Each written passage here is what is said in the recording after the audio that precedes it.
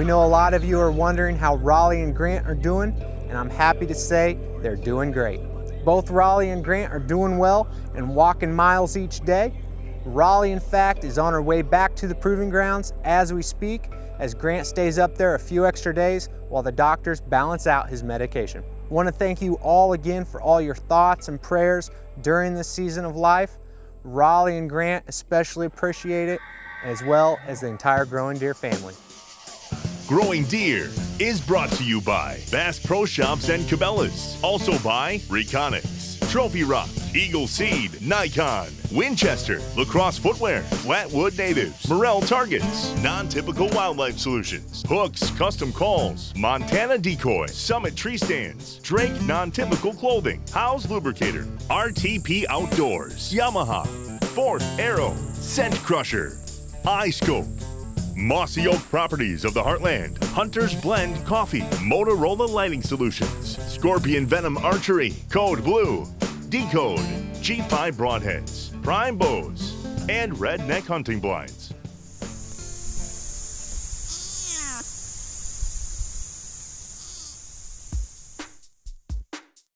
Last week we shared how we're getting all our summit stands ready for opening day. We've checked all the straps, loosened them, retightened so it doesn't girdle the tree, and we've trimmed all our shooting lanes. All our past summits are good to go, and it's time to start hanging some new sets.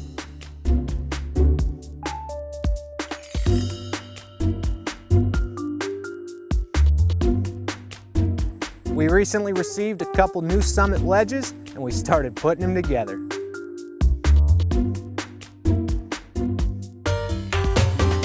We were excited when we got finished because it was time to put them up in the tree. You've heard us talk about how we have too many deer for the number of food plot acres here at the proving grounds.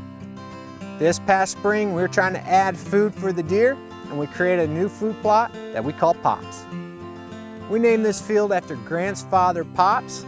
Well, Pops had tagged a bunch of critters just up the ridge from this food plot, so it seemed appropriate that this field be called Pops. When there's big changes to the habitat, there's usually a little learning curve to figure out how deer are now moving through a property. Pops was a new food plot, and the first thing we did was put out our Reconics camera to see how deer were entering and exiting this food plot. We were thrilled when a hitless buck named Swoops started showing up at Pops. We were also extremely happy when a new buck started showing up. We shared a video and picture of this buck on our Facebook page and asked people to help us name him. There were a lot of great names y'all threw out, but the one we settled on was Slingshot. That's because his G2 and G3 are split and look like a slingshot. It was great seeing Swoops and Slingshot show up at Pops, but we very carefully studied how they were moving through the terrain and which trees they were walking by. After several weeks of collecting all this data, we had a good idea which tree we wanted to hang in, but Clay and I went out to scout to make sure that was the tree we wanted. This for sure is a killing tree. Yeah. It's gonna be sweet. They're probably even working the spine of this ridge down sometimes, because you notice there's some videos where like Swoops and that's and Slingshot, they're actually working the spine of the ridge right through here, which is 10 yards. This is gonna be awesome. Oh yeah, man, I mean, they're just like that Slingshot, he just right here.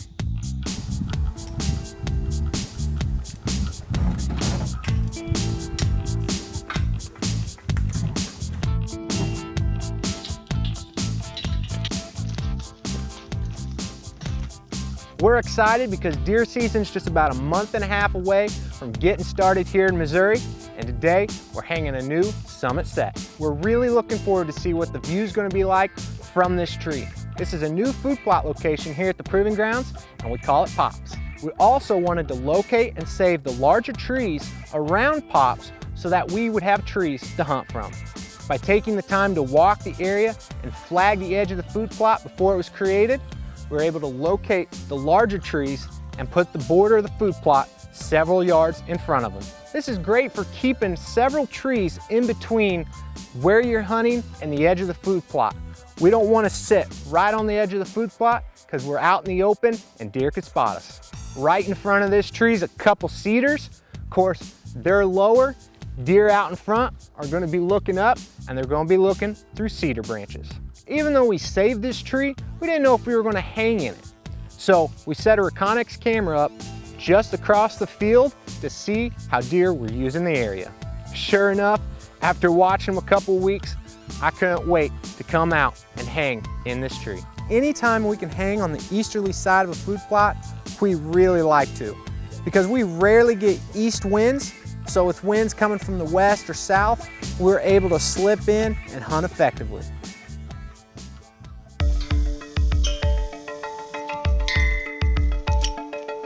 Once we got everything on the ground, the first thing to do was start piecing together the vine steps. Call me crazy, but there's just something I love about climbing up a tree for the first time.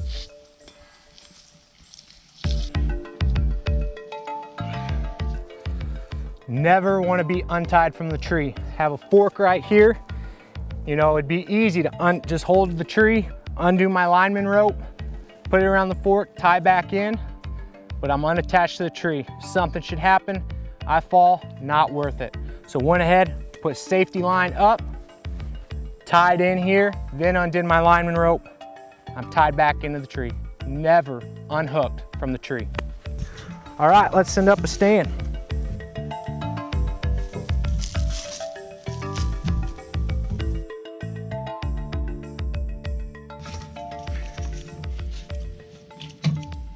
I gotta tell you, the view was beautiful. Oh, dude.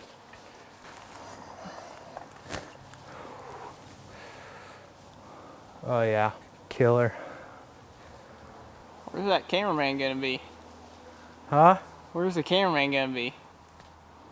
Right here. It's gonna be tight. But you gotta do what you gotta do, you know? I'm seeing a common pattern in all of Daniel's stands, that it's gonna be tight, it's gonna be a killer, but you gotta do what you gotta do. No, this isn't that bad. Actually got a little lean to it. You can take a little nap. Cause this tree's coming down. Yeah.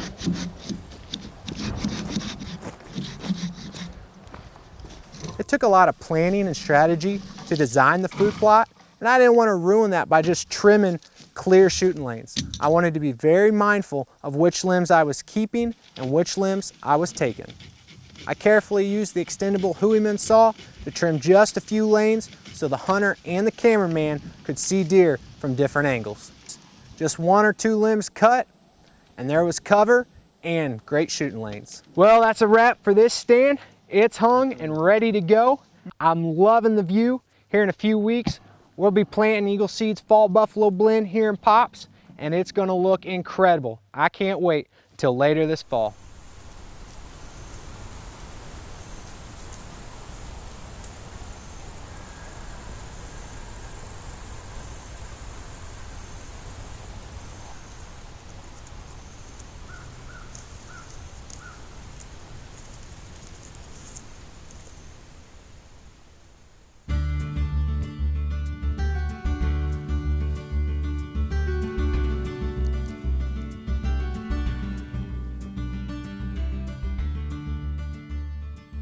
As Missouri's archery season draws near, we're keeping a close eye on the oaks and acorn production.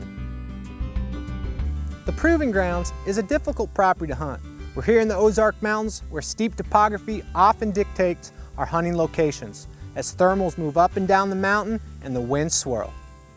Another factor that adds to difficulty is that the Proving Grounds is mostly contiguous hardwood forest, and that means a lot of oaks and a lot of acorns on high production years. Some may think it would be great to have a food source that deer love everywhere, when in fact it's extremely difficult to hunt. Deer can just be willy-nilly through the timber, and it's extremely difficult to pattern deer and find exactly where a deer is going to be crossing within range. Knowing that the presence or absence of acorns here at the Proving Grounds dramatically affects our hunting each fall, every summer we grab the Nikon binoculars and go scout some oaks. Out this morning doing a little pre-season scouting, looking for acorns. Came up on top of this ridge where we got a summit hanging right on the edge of a bedding area and timber, and there's a couple chinkapin oaks. Here at the Proving Grounds, chinkapins are sometimes the first ones to start dropping acorns. So if you can find a tree that's loaded, well, it's a hot spot during the early portion of archery season.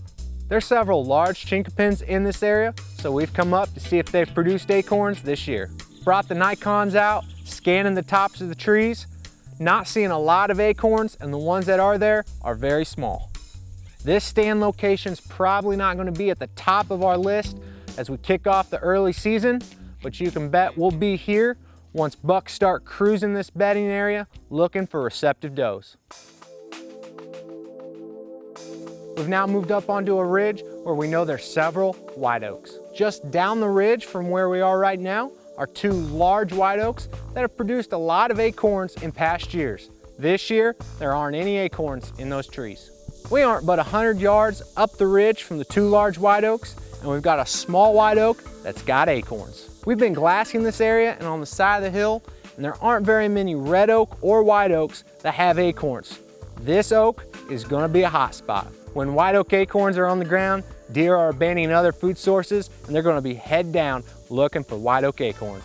In areas that don't have a lot of white oaks, or in years like this one here at the Proving Grounds, where we only have a couple white oaks that are produced in mass, well, those are dynamite hunting spots during the early season. Those areas can be hard to hunt though. Deer can come in, feed on acorns, maybe only go 100 yards, bed down, and then move back in and feed on the acorns. They're not having to move far to find what they like. That means we're gonna have to plan very carefully on how we hunt around acorn producing trees. This white oak is only about 20 yards from a stand that's just over the crest of the hill. We actually use the terrain to our advantage. We keep the hill in between ourselves as we approach the stand and where we believe deer are. That way, we can slip up, hunt the stand without alerting deer that may be only a few yards on the other side of the hill. We're excited to climb in this tree and hunt these acorns, but we also know that our window of opportunity is going to be very short. That's why we got Plan B.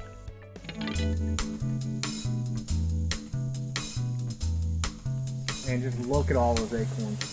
That tree, that tree. They're just all around here. They're just loaded. They're going to be hitting them earlier than usual, so we can come in and hunt a little more early season when we got a lot of south winds. This is going to be a hot spot this year, I think. For sure. We're on a different ridge top, and we don't need the binos here because these red oaks are loaded. Red oak acorns have more tannins in them, so they're a little more bitter to deer. So oftentimes they will eat the white oaks first and then the red oaks. In years past, when we've had a large acorn crop, well, the red oaks, they may still be on the ground even December and January, and deer are still crunching on them. I doubt that's the case this year because we have so few acorns, and especially white oaks, and red oak acorns are going to be hot during the mid-season. There's a lot of red oaks right in this area, so we're going to think about how we're going to hunt these red oak acorns. We know that in years past, this little ridge is a great travel corridor for bucks. Several years ago, Handy was moving through, and last year, multiple hitless bucks were on this ridge crunching on the red oak acorns.